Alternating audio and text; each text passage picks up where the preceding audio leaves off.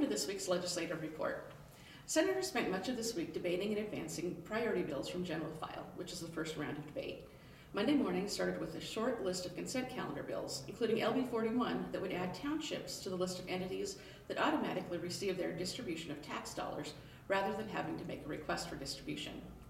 Later, senators advanced a bill to address funding for broadband deployment. A committee amendment would set upload and download speed thresholds.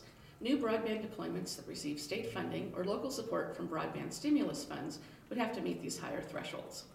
A second bill on broadband deployment that would appropriate $20 million per year in grants has not appeared on the agenda for debate. The Appropriations Committee sent the proposed biennial budget to the floor this week. When the 2020 session adjourned, the projected financial status was more than $787 million below minimum reserves. Since then, the state's financial status has improved, leaving a balance of $211 million that's available for spending by the legislature. Debate on the budget will begin next Thursday, as it is expected to be concluded the following week. After the budget is adopted, debate will move on to taxation and spending measures. LB 408, a bill to limit annual property tax increases to 3%, is expected to be one of the primary bills to be debated. Committees continue to report priority bills to the floor this week.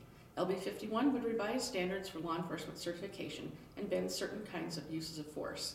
LB 542 would authorize the state to issue up to $400 million in highway bonds for projects identified as funding priorities under the Build Nebraska Act. A committee amendment proposes increasing the amount to $450 million and designating 75% of that for the expressway system.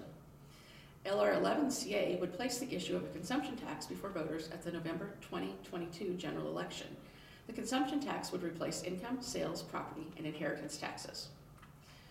When senators return on Tuesday, they will start with another general file consent calendar. Two bills introduced on behalf of NACO will be debated. LB 224 would eliminate requirements to appoint a county surveyor from another county.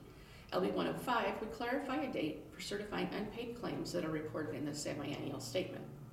The final bill appearing on Tuesday's agenda is LB 644, a bill to require counties, cities, school districts, and community colleges to hold a joint hearing if their property tax requests exceed the prior year.